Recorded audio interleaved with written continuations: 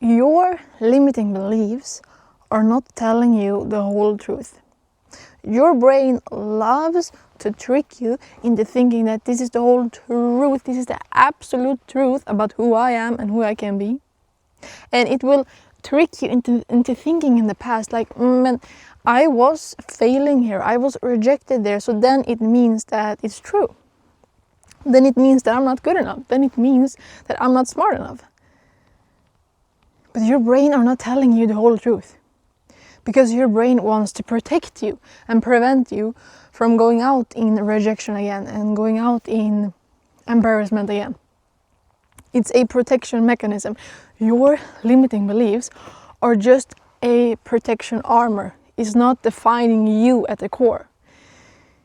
You are not your beliefs, you are the creator of them. They are not absolute truths. They are just a story that your brain has been creating to keep you safe. And whether you believe that you are capable or not, whether you believe you are good enough or not, it will be your truth. It will be your reality. Whether you believe that you can start this business or not, whether you believe that you can earn that type of income or not, it will be the truth. Your brain dictates the actions that you take, the opportunities that you will be able to perceive, and the ideas and the creativity that you will be able to get. Your beliefs and identity are everything.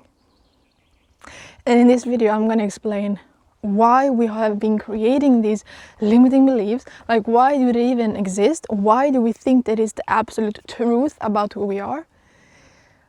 And then also how to break free from them. So, here's the thing. If you have experiences in your life of rejection, embarrassment, failure, abandonment, threatening experiences to your nervous system, then your brain will create an identity of that. And limiting beliefs. Limiting beliefs are just a protection armor that your brain are creating to keep you safe, to prevent you from going out in that rejection again, that failure again. It's just a protection mechanism. And I think it's so interesting how the brain loves to create these overgeneralizing conclusions about this is who I am. Like, this is the absolute truth. And if you think that you're not smart enough, just because you did not succeed in school perfectly, then your brain will think to yourself that I have proof of this. Like, this is the absolute truth. I have proof of it. Or if you think that you're not good enough or socially good enough for some reason because you did not have a lot of friends in school or something, you were rejected, then your brain will once again say, oh, I have proof of this. I have proof. Like, this is the absolute truth about who I am because in school this and this happened. So then you go around thinking that your limiting beliefs are the absolute truth about it. But it's not. Your brain loves to create overgeneralizing conclusions and a sense of I am around your experiences to keep you safe. Your brain always compresses information. For example, when you read a book, you do not remember the whole book. Your brain just takes the sentences and messages that was helpful for you, that resonated with you. Or for example, when we learn language, we do not memorize every single sentence that we hear. We learn words and grammars to then be able to say whatever we want. Or for example, when you memorize faces, you do not store a clear pixel of every single person that you have met in your entire life. Like hundreds of people know, your brain just extracts key features for this person. So even though you have met this person 5 years ago, you can still remember them. So yeah, whatever. Your brain loves to create overgeneralizing conclusions and compress the information. And the purpose of it is for your brain to work at its optimal, for you to be able to store as much information as possible, and especially to be able to secure your survival. That's like the main thing of your body. Secure your survival. So if we take, for example, a limiting belief of I am shy, I am socially awkward, I am not a good speaker, I am not good enough to have good friends and stuff like that. Let's say that that is your disbelief. And then your brain will look at the past and say, yeah, this is true because this was happening in school. Like I was rejected, I was bullied, I was rejected from this partner, etc. And your brain will think that that means that it's true. That means there is the absolute truth about who I am and who I can be. But your brain does not automatically look at the different factors that played a role in that event happening to you. So this is actually a personal example for me, because when I was in school, I felt very much on the outside. So that made me create these beliefs of I am not good enough, I am shy. But the truth was actually just that I was an extreme people pleaser. I did not have enough knowledge about human behaviors, how people work. People were projecting their insecurities on me. I was not having any type of boundaries. And I was not even aligning with the people in my group, in my class. I was never supposed to be their friend. But just because my body and brain wanted to keep me alive and safe, it wanted to protect me with the belief of I am not good enough, I am shy, I am not good at speaking. From the rejection again. You see, it's not the whole truth, it's not the true story. Your brain will think that this is the truth, this is the absolute truth about who I am, but it's not. It's not. You are the creator of your beliefs, not the beliefs themselves. I would even say that you are not even your identity, you are the creator of your identity. You have this consciousness of being able to observe how your brain works. You can think about you thinking. You can create new neural pathways in your brain. You are not a stagnant being. But when you are in a scared nervous system, that's when all of these illusions will become very strong. Because when your body thinks that you are in danger, when it's in survival mode, of course your body wants to keep you safe.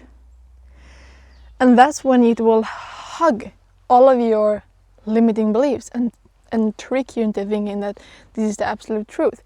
It will look at your past and say, we need to keep doing everything that we have been doing so far that has kept us alive. Like, we need to keep having the beliefs and the identity and the type of life that have been keeping us alive so far. When your body are in survival mode, it doesn't want you to grow and create new beliefs and a new identity. It wants you to keep you stagnant and small. So my point with this is that if you want to be able to wake up from this illusion of thinking that your limiting beliefs is the absolute truth, it's so important to make it a habit to slow down more and heal your nervous system in all kinds of ways. Make your body feel safe. Because if your body thinks that you are unsafe, that's when you will hug those limiting beliefs so hard. So if you want to break free from your limiting beliefs, the first step is to slow down. Slow down and heal your nervous system. Be very conscious of what you feed yourself with, what you eat, what you listen to, the music, what you are looking at on the TV, on your phone, on social media, the news, the people that you have around yourself. All of these things around you can either put you in a safe mode or in a survival mode. Be very conscious of how you are treating yourself and your environment and the choices that you make. Slow down more. Just try to do less. Slow down your movements. I love to meditate. I love to journal. I love to go on a walk in the forest, like this. That makes me so grounded, and that makes my nervous system feel so safe. Because if we look at the vibration scale of emotions, depending on if you are in a survival mode or not survival mode, your consciousness will either shrink or expand. And what I mean with that is that all of these limiting beliefs will be, as I said, very, very strong when you are in survival mode. But when you are feeling safe, that's when your consciousness expands. Like, it's insane. Like, your whole world will be different. The beliefs that you have will feel different.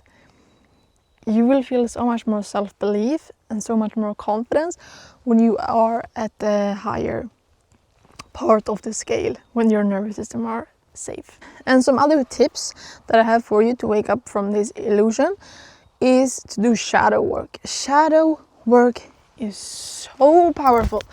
When you just take a pen and a paper and you write down your thoughts, your feelings, and you question them. Why do I feel like this? Where does this belief come from? Who made me believe this? When did I start to believe this? And then you will question it and question it and question it, like it was just a story. It all was just a story, a limited story. And different factors that played a role in the story, but you can change the story. You can become whoever you want to be. It's just a story. That's it. And when you dig into it and realize that, oh, that's why it happened, and that's probably why that happened, and I just need to learn how to be more authentic and communicate better. Whatever you're journaling about, you will realize so much. And another tip is also affirmations and visualization. Your brain does not know the difference between imagination and experienced in the true reality. So if you visualize yourself being confident, if you visualize yourself taking the scary actions that you want to take, then your brain will actually create neural pathways for that, even though you're not even doing it in real life. So that can like prime your brain for you to have those beliefs. And I have experienced it so strongly. Like, for example, a few months ago, I got the opportunity to meet a very successful woman, to travel to Dubai and meet her there and get personal coaching from her. And just that visualization of me going there, meeting this amazing woman that I look up to so much, that visualization of like me preparing myself in my brain of talking to her, what questions am I gonna have, just me visualizing myself being there, grew my confidence and my identity. But then suddenly I was not able to go to Dubai because of the world's circumstances. But just that imagination, just the mental preparation of me going there made me so confident. It was like my nervous system expanded just from the visualization. I think it's really cool. And then of course, take small actions, just like these new beliefs and identity would do. If you want to become a better speaker and become confident, like taking the actions that actually scares you will also rewire new neural pathways and stuff like that. But the most powerful thing for me has been to realize that the reason for why you have these limiting beliefs is just because your body are trying to keep you safe. And that's when I have been able to step away from that illusion and realize that I can do whatever I want to do. And my limiting beliefs are not defining me. So whether you believe that you are capable or not it's true. Your beliefs dictate your actions that you take, the ideas that you will get, the opportunities that you will be able to perceive. Your beliefs and your identity are everything. So design them right and be conscious of the limiting ones that you have. Yeah. I hope this video gave you some realization.